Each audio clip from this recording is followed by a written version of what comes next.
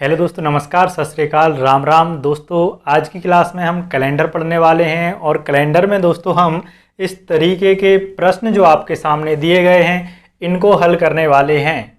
लेकिन दोस्तों इन प्रश्नों को हल करने से पहले कुछ हमें इनके बेसिक्स के बारे में भी जानना ज़रूरी होगा। तो सबसे पहले हम इसकी बेसिक फाउंडेशन को समझेंगे, उसके बाद में शॉर्ट ट्रिक से इन क्वेश्चनों को हल करेंगे ताकि आपको कॉन्सेप्ट भी बहुत बढ़िया से समझ में आ जाए, फिर डायरेक्ट अप्रोच भी आपके लिए समझ में आ जाए जिसको आपको रटना ना पड़े और आप उसके लिए बहुत ही इजीली तरीके से याद रख पाएँ और उसका आंसर हर एक क्वेश्चन का उस तरीके से बता पाएँ। तो चलिए शुरू करते हैं दोस्तों। सबसे पहले हम कैलेंडर की बात करेंगे। तो कैलेंडर में दो तरीके के वर्ष होते हैं, एक होता है लीप वर्ष और एक सामान्य वर्ष। सामान्य वर्ष जिसमें 365 दिन होते हैं और लीप वर्ष जिसमें 366 दिन होते हैं, ठीक है ना। सामान्य वर्ष में 365 दिन होते हैं तो 52 हो गए दोस्तों सप्ताह है, और एक दिन होता है अतिरिक्त। एक दिन क्या होता है दोस्तों? अतिरिक्त होता है, शेष होता है। और लीप वर्ष में भी 52 सप्ताह ही होते हैं प्लस 2 दिन शेष या अतिरिक्त होंगे, ठीक है ना। तो जितने तरीके के भी दोस्तों हमारे सामने वर्ष आएंगे उन सभी में दो तरीके के ही वर्ष होंगे, एक होगा सामान्य और एक होगा लीप वर्ष। सामान्य वह वर्ष जिसमें फरवरी होती है दोस्तों 28 की। फरवरी कितने दिन की होती है? 28 की। और लीप वर्ष जिसमें फरवरी होती है 29 की। फरवरी 29 की होती है। तो ये तो हम कब पहचान पाएंगे दोस्तों जो लीप वर्ष है उसमें, लेकिन जनरली इसको जो डिफाइन किया गया है वो ऐसे किया गया है कि जिस किसी भी वर्ष में 4 का पूरा भाग चला जाए वह लीप वर्ष होता है। मतलब कोई भी वर्ष है, कोई भी वर्ष है, वर्ष को हम n मान लेते हैं, n/4, ठीक है ना। तो यहाँ पर रिमाइंडर इज इक्वल टू अगर 0 आ जाए, है ना, रिमाइंडर इज इक्वल टू अगर 0 आ जाए तो वह लीप ईयर होगा। लेकिन अगर हम सामान्य वर्ष में यही प्रोसेस देखें तो n मतलब कोई भी वर्ष और n में 4 का भाग दें, मतलब उस वर्ष में 4 का भाग दें, तो remainder is equal to not 0, मतलब शेषफल 0 ना आए तो वह होगा दोस्तों सामान्य वर्ष। और शेषफल 0 आ जाए 4 से भाग देने पर तो वह होता है दोस्तों लीप ईयर, जो कि आप जनरली मेरे हिसाब से जानते ही होंगे। तो सामान्य वर्ष यहाँ पर हम कुछ भी लिख लेते हैं, 1791 इस तरीके से। अभी 1921 लिख लेते हैं हम, ये भी कैसा है? सामान्य वर्ष है। 1900 यहाँ पर 25 लिख दो, ये भी सामान्य वर्ष ये दोस्तों, ठीक है ना। और कुछ भी लिख लें, जैसे 2019 लिख लें, ये भी सामान्य वर्ष में ही आएगा। लीप ईयर क्योंकि आपको पता है यहाँ पर इस 25 में, 91 में और 19 में, इन किसी भी वर्ष में 4 का पूरा भाग नहीं जाता है दोस्तों। तो अंतिम 2 अंकों में हम 4 का पूरा भाग देके देख लेते हैं कि जा रहा है कि नहीं जा रहा है। नहीं जा रहा है तो सामान्य वर्ष है, और अगर भाग चला गया तो कैसा है? लीप वर्ष है। ये रहा दोस्तों 1924। इस 24 में अंतिम 2 अंकों में 4 का पूरा भाग चला जाएगा तो ये लीप ईयर की कैटेगरी में आ जाएगा। फिर और लिखते हैं दोस्तों हम, जैसे 1816, ये भी लीप ईयर है। तो कहने का मतलब है जिस किसी भी वर्ष में 4 का पूरा भाग चला जाता है वह क्या है? लीप ईयर है। और जिसमें 4 का पूरा भाग नहीं जाता है वह रहेगा दोस्तों सामान्य वर्ष। तो दोस्तों ये तो हुई वर्षों की बात, लीप और सामान्य की। अगर इसी के चलते आगे मैं लिखूं इस तरीके से कोई भी वर्ष, तो ये भी लीप ईयर होगा क्या सामान्य वर्ष? तो आप ये कमेंट वर्क करके मेरे लिए ज़रूर बताएं। तो जैसे ही किसी भी वर्ष में अंतिम 2 अंक 0 आ जाते हैं तो वह सेंचुरी या शताब्दी कहलाता है, ठीक है ना, शताब्दी वर्ष। और ये शताब्दी वर्ष जैसे ही आता है, शताब्दी वर्ष जैसे ही आता है तो उसमें 4 का नहीं 400 का भाग देके देखते हैं दोस्तों। 4 का नहीं 400 का भाग देके देखते हैं। और अगर 400 का पूरा भाग चला गया तो वह लीप शताब्दी वर्ष, और अगर 400 का पूरा भाग नहीं गया तो वह सामान्य शताब्दी वर्ष। जैसे कि यहाँ पर 400 का पूरा भाग नहीं जा रहा है 1900 में, 2 0 से 2 0 तो कैंसिल हो जाएगा, लेकिन 4 का 19 में भाग नहीं जाता। तो आपको क्या याद रखना है दोस्तों? जब कभी भी कोई भी वर्ष है और उसमें अंतिम 2 अंक 0 होते हैं तो वह कहलाता है दोस्तों शताब्दी वर्ष, ठीक है। और शताब्दी वर्ष में 4 का नहीं 400 से भाग दे के देखते हैं कि वह लीप शताब्दी वर्ष है या फिर नहीं।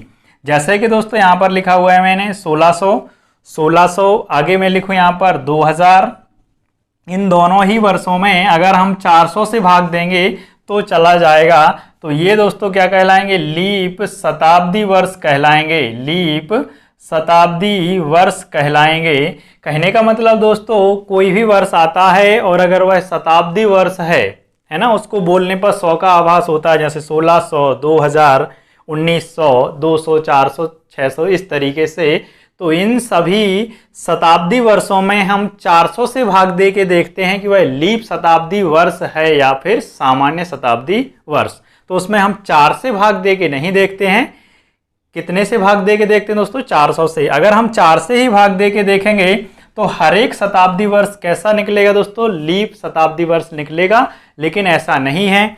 तो अगर हमने यहां से ये पढ़ा हुआ है कि कोई भी सामान्य वर्ष है जिसमें 4 का भाग नहीं जाता है और लीप वर्ष है जिसमें 4 का पूरा पूरा भाग चला जाता है, तो यहां से ये बात निकल के आती है मेरे दोस्तों कि लीप ईयर हर 4 साल बाद होना चाहिए, लेकिन ऐसा बिल्कुल भी नहीं होता है। लीप ईयर हर 4 साल बाद नहीं होता है, कभी कभी वह 8 साल बाद भी होता है, कभी कभी वह 8 साल बाद भी होता है। और ऐसा कब होता है दोस्तों, ऐसा तभी पॉसिबल है जब किसी भी सामान्य वर्ष के बीच में कोई सामान्य शताब्दी वर्ष आ जाए। देखिए जैसे कि यहाँ पर हम लिखते हैं दोस्तों 1894 के बाद 1800 दोस्तों 95, 1800 फिर 96, इस तरीके से ये 97, 98 आगे हम बढ़ते जाएंगे। क्लियर है। तो यहाँ से ये आपने देखा कि ये कैसा है दोस्तों, लीप वर्ष है, क्योंकि 96 में 4 का पूरा पूरा भाग चला जाता है। फिर इसके बाद में दोस्तों 1896 के बाद आएगा 1900, और 1900 कैसा वर्ष है दोस्तों, सामान्य शताब्दी वर्ष है, क्योंकि इसमें हम कितने से भाग देंगे दोस्तों, 400 से। इसमें हम 4 से भाग नहीं देंगे, 400 से देंगे। तो 1900 कैसा वर्ष निकला, सामान्य शताब्दी वर्ष, लीप ईयर नहीं है। तो फिर इसके बाद में जो लीप ईयर आएगा वो 1904। तो यहाँ पर हमने देखा कि 8 वर्ष के अंतर से लीप ईयर आया। ठीक है, 8 वर्ष के अंतर से लीप ईयर आया, या 8 साल बाद। तो हर 4 साल बाद तो लीप ईयर आता ही आता है, लेकिन कभी कभी ऐसा भी होता है जब सामान्य शताब्दी वर्ष हो जाए, शताब्दी वर्ष लीप ईयर ना हो, तब 8 वर्ष बाद भी लीप ईयर होता है। ठीक है, जो कि यहीं पे हम देखें दूसरे इसमें तरीके से कि 1996 लीप ईयर है। क्लियर है। फिर इसके बाद हम देखेंगे 2000 लीप ईयर है, लेकिन इस 2000 में हमने कितने से भाग दे के देखा दोस्तों, 400 से। वो 400 का 2000 में पूरा पूरा भाग जा रहा है। फिर इसके बाद में हमने देखा दोस्तों 2004 में भी 4 का पूरा पूरा भाग जा रहा है। तो कहने का मतलब यहाँ पर हर 4 साल बाद में लीप ईयर आ रहा है। क्लियर है। तो यहाँ पर हर 4 साल बाद में लीप ईयर आ रहा है, जो कि हम बोल भी सकते हैं कि हर 4 साल बाद लीप ईयर होता है, लेकिन हर बार नहीं होता है। जब शताब्दी वर्ष सामान्य हो तब लीप ईयर 8 साल बाद आता है। क्लियर। इस सभी फाउंडेशन की अभी हमें ऊपर दिए गए तीनों प्रश्नों में ज़रूरत है, तो दोस्तों आप ध्यान से इस चीज़ को समझें। ठीक है। तो दोस्तों ये बात हुई लीप ईयर की, ठीक, जो कि फाउंडेशन का भी हमारा टाइप है ये, है ना, फाउंडेशन के लिए भी इसकी ज़रूरत थी। अब देखते हैं हम क्वेश्चन नंबर फर्स्ट। दोस्तों क्वेश्चन नंबर फर्स्ट, पहली शताब्दी में कुल कितने लीप वर्ष थे। पहली शताब्दी मतलब दोस्तों जब कैलेंडर की शुरुआत हुई होगी तब से लेके पहली शताब्दी। तो पहली शताब्दी दोस्तों कितने वर्षों की बात कर रहे हैं, मतलब वह 100 वर्षों में कर रहे हैं। 100 वर्षों में कितने लीप ईयर हैं, वह यह पूछना चाह रहे हैं। तो लीप ईयर निकालने के लिए दोस्तों हम किससे भाग देंगे, 4 से भाग दे देंगे। किसी भी वर्ष में, किसी भी वर्ष पीरियड में अगर हमारे लिए लीप ईयर देखना है तो 4 से भाग दे देंगे। और आप बोलेंगे कितनी बार भाग गया दोस्तों, 25 बार। मतलब लीप ईयर कितने होने चाहिए, 25 होने चाहिए, जो कि ऑप्शन भी पहला दिया हुआ है। लेकिन दोस्तों 25 लीप ईयर नहीं पड़े होंगे पहली शताब्दी में। देखिए किस तरीके से, क्योंकि पहला लीप ईयर 4 साल में पड़ा होगा, फिर 8, फिर आप यहाँ पर 12, इस तरीके से जो लीप ईयर 100 के नज़दीक पड़ा होगा दोस्तों वो पड़ा होगा 96 पे। फिर आ गया 100वां वर्ष, ठीक है ना, फिर आ गया दोस्तों 100वां वर्ष या 100 वर्षों में। तो जो 100वां वर्ष है दोस्तों वो क्या है, शताब्दी। और अभी अभी हमने पढ़ा हुआ है कि किसी भी वर्ष के अंतिम 2 अंक शून्य हो, किसी भी वर्ष में अंतिम 2 अंक शून्य हो, तो उसमें हम 4 से नहीं 400 से भाग देकर देखते हैं कि वह लीप वर्ष है या नहीं, मतलब लीप शताब्दी वर्ष है या नहीं। क्योंकि वह कौन सा वर्ष होता है दोस्तों, शताब्दी होती है, सेंचुरी कहलाती है, तो ये लीप नहीं है। तो इस तरीके से 4 से लेके 96 तक लीप ईयर टोटल कितने बार आएगा दोस्तों, तो 24 बार आएगा। मतलब आंसर जो हम टिक करेंगे वो बी नंबर का आंसर टिक करेंगे 24, क्योंकि जो 100वां साल रहा होगा पहली शताब्दी का वह सामान्य वर्ष रहा होगा, वह सामान्य शताब्दी वर्ष रहा होगा। तो इस तरीके से 4 का भाग टोटल हम 96 तक ही दे पाएंगे, 4 से लेके 96 तक। तो टोटल जो लीप ईयर आएंगे वो दोस्तों कितने होंगे, 24 होंगे। आप अच्छे से समझते जाइएगा, क्योंकि इसी फाउंडेशन की ज़रूरत दूसरे और तीसरे प्रश्न में भी है। सेकंड नंबर क्वेश्चन है दोस्तों, 400 वर्ष में कितनी बार फरवरी माह में 29 तारीख आएगी। टोटल 400 वर्षों की बात कर रहा है, और 400 वर्षों में कुल कितनी बार फरवरी माह में 29 तारीख आएगी। दोस्तों अगर आपको इसका आंसर पता है, पहली फाउंडेशन मैंने बताई दी हुई है पहले क्वेश्चन की, तो आप वीडियो को पॉज करके रोक कर इसका आंसर कमेंट बॉक्स में ज़रूर करें दोस्तों, क्योंकि जब भी आप कमेंट करते हैं आंसर किसी भी क्वेश्चन का तो मुझे बहुत अच्छा लगता है। तो देखते हैं 400 वर्ष में कितनी बार फरवरी माह में 29 तारीख आएगी। तो 400 वर्ष में हमें ये बताना है कि लीप ईयर कितने रहे होंगे, यही तो पूछ रहा है वो इनडायरेक्टली। 29 तारीख फरवरी में कब आती है दोस्तों, जब लीप ईयर होता है। तो इसमें हम कितने से भाग दे देंगे दोस्तों, 4 से। तो 100 में कितनी बार, 400 में 4 का कितनी बार भाग चला गया, 100 बार। ठीक है, तो ऑप्शन नंबर ए है। लेकिन ऐसा नहीं है दोस्तों, 100 आंसर इसका हम नहीं करेंगे, क्योंकि 1 से लेके 400 वर्षों तक कुछ सामान्य शताब्दी वर्ष भी आए होंगे, जिसमें 4 का तो भाग पूरा पूरा चला जाता है। जैसे कि हम दें दोस्तों 100 में भाग, तो 100 में भी 4 का भाग चला जाता है, 200 में भी चला गया होगा, 300 में भी चला गया होगा, और 400 में भी चला गया होगा। लेकिन यहाँ से हमें ये पता करना है कि जो ये 100, 200, 300 और 400, 100, 200, 300, 400 तो शताब्दी वर्ष है, कैसा, लीप शताब्दी वर्ष है। लेकिन 100, 200 और 300 इसमें हम कितने से भाग देंगे दोस्तों, 400 से भाग देंगे। 4 से नहीं देंगे तो इसमें भी 400 का भाग नहीं जाएगा, इसमें भी नहीं जाएगा, इसमें भी नहीं जाएगा। लेकिन 400 जो टोटल वर्ष थे उसको हमने ऐसे समझ के भाग दे दिया 4 से कि सभी के सभी जो शताब्दियां हैं वो लीप ईयर थी। लेकिन ऐसा नहीं है, तो यहां से हम 3 घटा देंगे, तो टोटल 97 बार कुल 400 वर्षों में फरवरी माह में 29 तारीख आएगी, या फिर टोटल 400 वर्षों में जो लीप ईयर होंगे वो 97 होंगे। ठीक है ना, क्लियर है। तो इसका भी आंसर सी हो जाएगा। वो पहले वाले का भी यही क्वेश्चन कर रहा था, वह पहली शताब्दी मतलब 100 वर्षों में कुल कितने लीप ईयर, तो 24, और 400 वर्षों में लीप ईयर 97। मेरे हिसाब से आपको समझ में आ जाना चाहिए कि यहाँ पर 400 वर्षों में, टोटल 400 वर्षों में कितने लीप ईयर होंगे, यही तो पूछ रहा है भाई।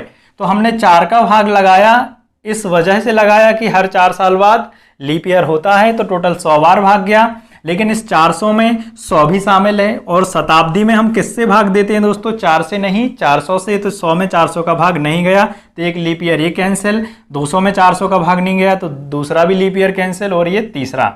ठीक है, तो इस तरीके से 100 वर्षों में से हमने 3 वर्ष घटा दिए, तो 97 आंसर आ गया। अगर आपको अभी भी कोई समस्या है तो दोस्तों आप मेरे लिए कमेंट बॉक्स में कमेंट करके पूछ सकते हैं, और मेरे व्हाट्सएप नंबर पर भी आप पूछ सकते हैं, तो वहां मैं आपके लिए रिप्लाई करूंगा। ठीक है, क्वेश्चन नंबर तीसरा, 400 वर्ष में 29 तारीख कितनी बार आएगी। 400 वर्षों में 29 तारीख कितनी बार आएगी दोस्तों, ऑप्शन आपके सामने हैं। अगर आप पर इसका आंसर निकालना आता है, या आपको पहले से आता है, या अभी आप समझ चुके हैं, तो आप जल्दी से वीडियो को रोककर कमेंट बॉक्स में इसका आंसर ज़रूर कमेंट करें, उसके बाद ही आगे देखें, ताकि आपका कॉन्सेप्ट अभी के अभी क्लियर होता जाएगा। 400 वर्षों में 29 तारीख कितनी बार आएगी। तो यहाँ पर दोस्तों सबसे पहले सामान्य सी बात करें हम, एक वर्ष में 29 तारीख कितनी बार आएगी। भाई महीने कितने होते हैं टोटल, एक वर्ष में 12 महीने होते हैं। तो एक हिसाब से अगर हम देखें मोटा मोटे तरीके से, तो 11 महीनों में तो 29 तारीख आती है। हर एक 11 महीनों में, हर वर्ष 11 बार या 11 महीनों में 29 तारीख आती है। तो एक वर्ष में हम बोल सकते हैं कितनी बार आती है 29 तारीख, 11 बार आती है। कौन सा महीना छोड़ा है दोस्तों हमने, फरवरी का छोड़ा है।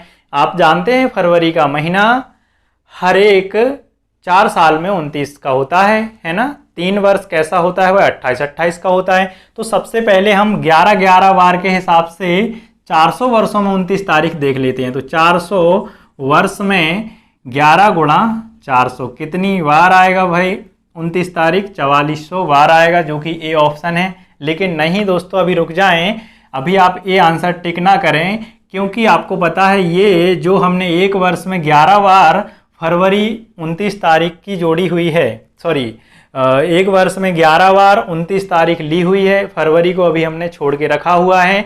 क्योंकि आपको पता है कि हर एक चौथे साल में या 4 साल बाद जो फरवरी होती है 29 की होती है, लेकिन और बाकी के बचे 3 सालों में वह 28 की होती है। तो हमने सभी के सभी सालों में टोटल 400 सालों में 11 के हिसाब से फरवरी देखी, सॉरी 29 तारीख देखी, 4400 बार आई। लेकिन इस 400 सालों में कुछ लीप ईयर भी पड़े होंगे, इन 400 सालों में कुछ लीप ईयर भी पड़े होंगे, और उस लीप ईयर में तारीख 29 आई होगी फरवरी में, तो वो भी हम 29 इसमें ऐड कर देंगे, जो कि अभी अभी हमने निकाला हुआ था कि 400 वर्ष में कितनी बार फरवरी माह में 29 तारीख आएगी। तो वो 97 बार आएगी, सॉरी कितनी बार आएगी दोस्तों, 97 बार आएगी, अभी हमने लिखा हुआ था। तो इस तरीके से जो आंसर बनेगा 4497, मतलब ऑप्शन नंबर सी। मेरे हिसाब से आपको समझ में आ गया होगा। एक वर्ष में जो फरवरी आती है दोस्तों कितनी बार आती है, 11 बार आती है। और इसी तरीके से 11-11 बार के हिसाब से हमने 400 वर्ष में, सॉरी एक वर्ष में जो 29 तारीख आती है, मैं बार बार फरवरी बोल रहा हूँ ना, एक वर्ष में जो 29 तारीख आती है वो 11 बार ली हुई है हमने। तो 400 वर्षों में होगी दोस्तों 4400 बार, ठीक है। लेकिन हमने जो 11 बार ली हुई है दोस्तों 29 तारीख, तो चौथे साल में, हर चौथे साल में कितनी बार आएगी, वह 12 बार आ रही होगी। तो इस तरीके से एक एक बार वह छूट गई, कितने सालों में छूट गई, वह 97 बार छूट गई, ठीक है ना। क्योंकि आपको पता है लीप ईयर कितने होते हैं, 97 होते हैं। तो 97 बार 29 तारीख छूट गई, तो वो 97 हमने यहाँ पर ऐड कर दिया। तो इस तरीके से जो टोटल 29 तारीख आएगी 400 वर्षों में, वो कितनी बार आएगी दोस्तों, 4497 बार। आई होप कि आपके लिए दोस्तों इस वीडियो में कैलेंडर के इन क्वेश्चनों को अच्छे से समझ में आया होगा। और अगर आपको फिर भी कोई समस्या है तो आप मेरे लिए कमेंट बॉक्स में बता सकते हैं। अगर आप चैनल पर नए हैं तो चैनल को सब्सक्राइब करें। दोस्तों ये था पार्ट फर्स्ट कैलेंडर का। इसके आगे हम, अगर आप सपोर्ट करेंगे तो और भी पार्ट अपलोड करेंगे। Thank you.